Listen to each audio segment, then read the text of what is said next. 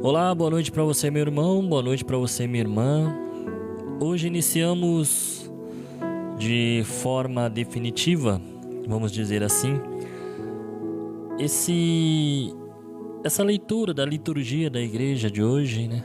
É uma meditação onde eu quero trazer para vocês alguns posicionamentos e fazer com que nós meditemos a palavra de Deus no dia a dia, na nossa vida, para que possamos, enfim, nos aproximar da Bíblia, nos aproximar da palavra de Deus e, claro, nos aproximar ainda mais da igreja e principalmente de Jesus. Então vamos meditar a liturgia de hoje. A primeira leitura se encontra em Atos dos Apóstolos. Para você que quiser acompanhar, quiser pegar a Bíblia, posso até te dar um tempinho aqui para que você encontre a leitura e faça a sua leitura, a sua meditação junto comigo. Nós vamos mergulhar um pouquinho mais profundo na Bíblia, das Sagradas Escrituras, entender um pouco mais o seu significado, entender um pouco mais o que o nosso Senhor, o nosso Deus quer nos ensinar com a liturgia de hoje. Tá ok? Então, na primeira leitura, encontramos em Atos, capítulo 4, versículos de 23 ao 31. Naqueles dias, logo que foram postos em liberdade, Pedro e João voltaram para junto dos irmãos e contaram tudo o que os sumos sacerdotes e os anciãos haviam dito. Ao ouvirem o relato, todos eles elevaram a voz a Deus, dizendo: Senhor, Tu criastes o céu, a terra, o mar e tudo o que neles existe. Por meio do Espírito Santo dissestes através do Teu servo Davi, nosso pai: Por que se enfureceram as nações e os povos imaginaram coisas vãs? Os reis da terra se insurgem e os príncipes conspiram unidos contra o Senhor e contra o seu Messias. Foi assim que aconteceu nessa cidade. Herodes e Pôncio Pilatos uniram-se com os pagãos e os povos de Israel contra Jesus, Teu santo servo, a quem ungiste, a fim de executarem tudo o que tua mão e a tua vontade haviam predeterminado que sucedeste. Agora, Senhor, olha as ameaças que fazem e concede que os teus servos anunciem corajosamente a tua palavra. Estende a mão para que se realizem curas, sinais e prodígios, por meio do nome do teu servo, do teu santo servo Jesus. Quando terminaram a oração, tremeu o lugar onde estavam reunidos. Todos então ficaram cheios do Espírito Santo e anunciavam corajosamente a palavra de Deus. Palavra do Senhor. Graças a Deus. Vamos meditar essa primeira leitura e depois nós partimos para o Evangelho, Então, a liturgia deste dia nos coloca diante de dois momentos cruciais na história da salvação e na experiência da fé. A coragem da comunidade primitiva diante da perseguição e a profunda necessidade de um novo nascimento para entrar no reino de Deus. A leitura que proclamamos agora, do Atos dos Apóstolos, que se encontra no capítulo 4, versículo 23 ao 31, nós somos transportados para os primeiros dias da igreja. Um tempo de efervescência do Espírito Santo, mas também de forte oposição. Pedro e João, após serem libertados da prisão, retornam à sua comunidade e compartilham as ameaças e as ordens de silêncio impostas pelas autoridades. A resposta da comunidade reunida é um exemplo luminoso da fé e de confiança em Deus. Eles não temiam, pediam ao Senhor coragem para anunciar e proclamar o Evangelho de Deus. Em vez de se retraírem pelo medo, elevam as suas vozes em uma oração unânime, reconhecendo a soberania de Deus sobre todas as coisas, sobre toda a criação e sobre os poderes terrenos. A beleza dessa passagem, meus irmãos, reside na consciência que a comunidade tem de que as perseguições não são um sinal de derrota, mas sim um cumprimento das Escrituras. Quantas vezes nós ouvimos a Igreja Católica pregar que se queres ser seguidor de Cristo, se queres realmente ser um católico, você encontrará sofrimento e perseguição. E não é diferente em Atos dos Apóstolos. Eles se lembram das palavras do Salmo. Porque se agitam as nações e os povos tramam vãos projetos. Diante da ameaça, não pedem livramento imediato, mas sim ousadia para continuar anunciando a palavra de Deus com intrepidez.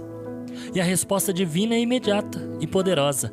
O lugar onde estavam reunidos treme e todos são repletos do Espírito Santo, passando a anunciar a palavra de Deus com ainda mais coragem. E é isso que nós devemos buscar, meus irmãos. Talvez você não tenha o dom da pregação, talvez você não se vê como um pregador, mas viver e testemunhar a palavra de Deus e viver o cristianismo, viver a beleza da fé católica e ser cristão, seguidor de Cristo, requer coragem. Por isso peçamos ao Espírito Santo que tome conta de todas as nossas angústias e de todas as nossas decisões e de todas as nossas dificuldades, para que tenhamos coragem, pois a promessa do Senhor é o quê? Ainda que haja mar revolto, ainda que haja tribulação, ainda que haja tudo aquilo que nos entristece, coragem, pois eu venci o mundo e vós também irá vencer. Essa leitura nos questiona profundamente qual a nossa reação diante das dificuldades, irmãos, e oposições que encontramos em nosso caminho da fé. Quantas e quantas oposições nós encontramos e muitas vezes não partem dos outros, partem de nós mesmos. Quantas vezes nós temos que lutar contra nós mesmos diante da fé. Temos que negar a nós mesmos, temos que negar tudo aquilo que nós queremos fazer, mas que não agrada ao Senhor. Eu diria que o pior inimigo de um cristão é ele mesmo. São as suas vontades, os seus desejos, as suas paixões desordenadas. Muitas vezes nos recolhemos no medo e no silêncio. Mas nós precisamos nos unir em oração. Por isso nós, como católicos, como verdadeiros católicos, vamos à igreja, nos unir, nos encontrar em conforto com o Santíssimo Sacramento, buscar a força do Espírito Santo para testemunhar o Evangelho com ousadia. A exemplo da primeira comunidade, somos chamados a reconhecer a mão de Deus agindo mesmo em meio a provações e pedir a graça de proclamar a verdade com intrepidez, sem nos deixar intimidar pelas pressões do mundo, pelas respostas contrárias que muitas vezes encontramos. É isso que a igreja fundada por Cristo faz desde o seu princípio. É isso que os mártires fizeram. Não negaram a fé, não ficaram com medo, se apegaram ainda mais a Jesus Cristo e ao Espírito Santo. Para que nós possamos, através dessa primeira leitura, já meditar e poder dizer como o apóstolo Paulo diz: não sou eu que vivo, é Cristo quem vive em mim. Viver é Cristo, morrer é lucro. E as perseguições hoje são totalmente diferentes do tempo dos apóstolos. Lá era uma perseguição realmente mortal, onde as pessoas morriam e matavam. E hoje a perseguição muitas vezes é por conta da vergonha, por conta da timidez de se proclamar um verdadeiro seguidor de Cristo. O mundo toda hora te joga no chão, o mundo toda hora está dizendo para você que ser cristão é ser conservador, é ser tradicionalista, é ser contra homossexuais, é ser contra isso e contra aquilo, quando na verdade não é isso. Não é isso o que é ser cristão de verdade. Ser cristão de verdade, meu irmão, é acolher verdadeiramente a todos, mas não acolher o pecado. Ser cristão de verdade é perdoar e ser perdoado. Ser cristão de verdade não é apontar dedos para aquele que pensa diferente de você. Ser cristão de verdade é pedir o discernimento do Espírito Santo, para que através da verdade você possa tocar o mais profundo do coração do pecador. Isso é ser cristão de verdade. E no Evangelho de hoje nós nos deparamos com João, capítulo 3, versículos de 1 a 8. Havia um chefe judaico, membro do grupo dos fariseus, chamado Nicodemos, que foi ter com Jesus de noite e lhe disse: Rabi, sabemos que vieste como mestre da parte de Deus. De fato, ninguém pode realizar os sinais que tu fazes, a não ser que Deus esteja com ele. Jesus respondeu: em verdade te digo, se alguém não nasce do alto, não pode ver o reino de Deus. Nicodemos disse: como é que alguém pode nascer se já é velho? Poderá entrar outra vez no ventre de sua mãe? Jesus respondeu: em verdade te digo, se alguém não nasce da água e do Espírito, não pode entrar no reino de Deus. Quem nasce da carne é carne, quem nasce do Espírito é Espírito. Não te admires por eu haver dito, vós deveis nascer do alto. O vento sopra onde quer, e tu podes ouvir o seu ruído, mas não sabes de onde vem, nem para onde vai. Assim acontece com todo aquele que nasceu do Espírito. Palavra da salvação. Glória a vós, Senhor. Esse evangelho nos apresenta um diálogo fundamental entre Jesus e Nicodemos, um fariseu, membro do Sinédrio, um homem importante e conhecedor da lei. Nicodemos procura Jesus à noite, talvez por receio ou para evitar o julgamento dos seus pares, daqueles que professavam a mesma fé que ele. No entanto, seu coração busca algo mais profundo, algo que a lei por si só não consegue oferecer. A resposta de Jesus é surpreendente e radical. Em verdade te digo, quem não nascer do alto não pode ver o reino de Deus. Nicodemos, preso a uma compreensão puramente terrena, questiona como um homem idoso pode nascer de novo. Analisando no olhar do mundo de hoje,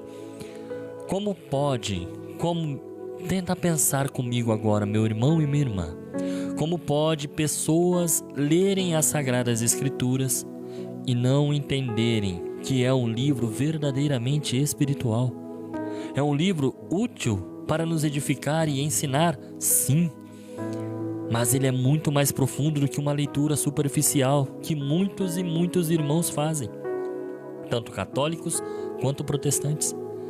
Eu, nessa passagem, enxergo bem Nicodemos como se fosse realmente um protestante que não consegue entender a intercessão dos santos, não consegue entender a virgindade de Maria, não consegue entender o significado da cruz. Porque falta profundidade, falta muitas vezes aquele entendimento espiritual que Nicodemos estava procurando, mas que ainda não tinha concebido totalmente. Jesus enfatiza a natureza misteriosa e livre da ação do Espírito Santo. O vento sopra onde quer. Ouvirás a sua voz, mas não saberás de onde o vento vem ou para onde o vento vai. Assim acontece com todo aquele que nasceu do Espírito. O Espírito Santo não se prende às nossas categorias e nossas expectativas. Ele age de forma surpreendente, renovando os nossos corações e nos capacitando a viver uma vida nova em Cristo. Se abandonar em Deus e ter o Espírito Santo habitando em você, meu irmão, você não sabe para onde vai, para onde Ele vai te levar. A finalidade é a salvação. Isso nós podemos ter a esperança. Se o Espírito Santo habita em você, tenho toda a certeza do mundo que você habitará no céu. Mas nesta terra, nesta vida, você não sabe aonde o Espírito Santo vai te levar e nem de onde ele vem. Mas você tem que deixar se guiar pelo Espírito. Este encontro com Nicodemos nos convida a uma profunda autoanálise. Temos buscado este novo nascimento no Espírito? Estamos abertos à ação transformadora de Deus em nossas vidas, mesmo que ela nos leve por caminhos desconhecidos? Reconhecemos a nossa necessidade de sermos renovados pela água do batismo e pela força do Espírito Santo verdadeiramente ver e entrar no reino de Deus? As leituras de hoje, meus irmãos, por isso eu amo ser católico, é lindo ser católico porque a igreja é completa e ela te dá a plenitude do Evangelho. As leituras de hoje, portanto, elas se completam de maneira poderosa.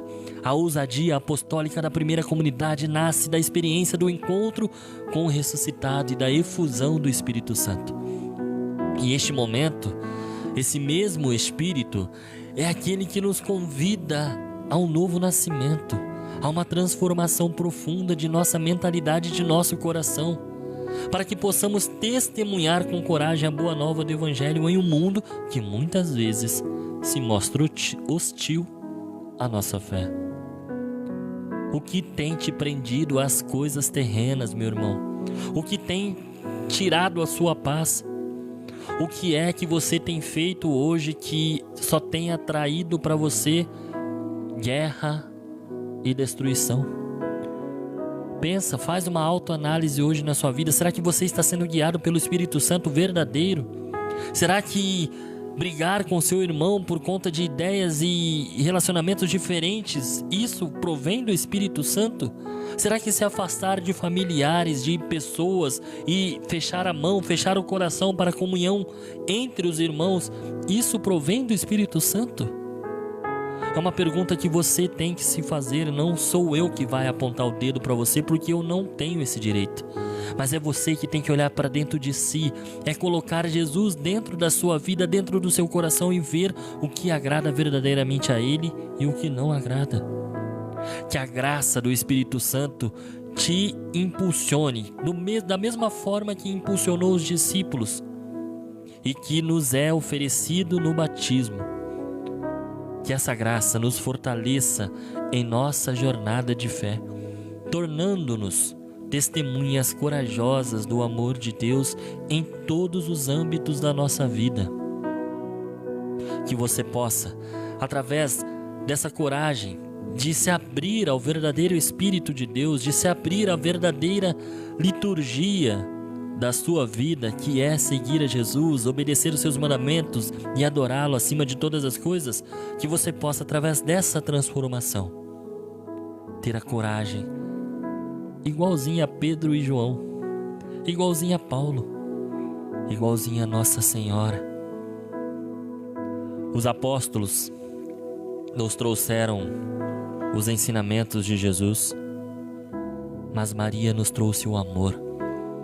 E como nós devemos ter a fé em Jesus Cristo, como nós devemos buscar a Deus acima de todas as coisas. É ela a luz que nos faz ver Jesus Cristo.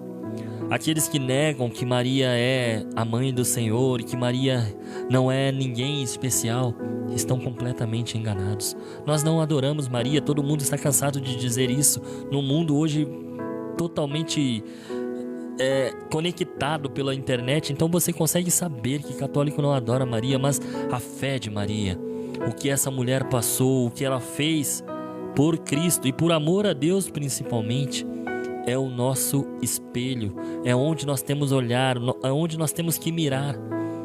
Eu não sou digno de mirar em Jesus e falar que tenho que ser igual a Ele. Eu não sou digno de fazer tal coisa, de ser tão soberbo ao ponto de achar que eu posso ser igual a Jesus. Eu não tenho essa capacidade e acho que nunca vou ter, a não ser se eu for salvo e estar na presença dele. Mas aqui neste mundo eu me espelho em Maria. Eu olho para ela para que a minha fé e o meu amor por Jesus seja igualzinho o amor e a fé que ela teve no seu Filho e no seu Deus Todo-Poderoso.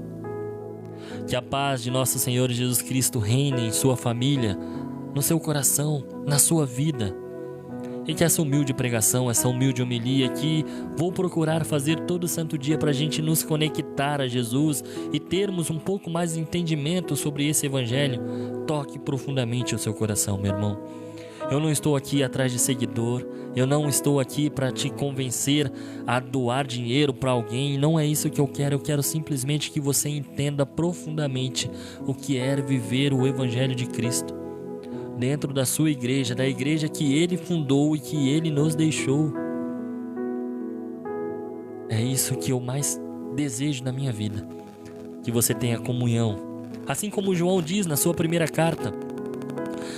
Nós anunciamos tudo aquilo que temos visto, tocado, que os nossos olhos enxergaram, para que vós tenham comunhão conosco e nós tenhamos comunhão com Deus e seu Filho Jesus Cristo. É isso que eu busco. Eu quero que você vá, procure a sua paróquia aí onde você estiver. Vá naquela salinha quadradinha, pequenininha, onde está aquela caixinha com uma luz vermelha em cima, e adore ao seu Senhor, porque Ele se dá em toda a missa para você. Ele quer estar presente dentro do seu coração, dentro do seu corpo, fazendo com que você renuncie a tudo aquilo que é pecaminoso, a tudo aquilo que te afasta da graça de Deus. E se é a minha missão, o que Deus tem colocado no meu coração é fazer você enxergar isso, eu estou preparado, Senhor. Eis-me aqui, faça-se em mim, segundo a vossa palavra. Que Deus abençoe você e toda a sua família. E até amanhã, se Deus quiser.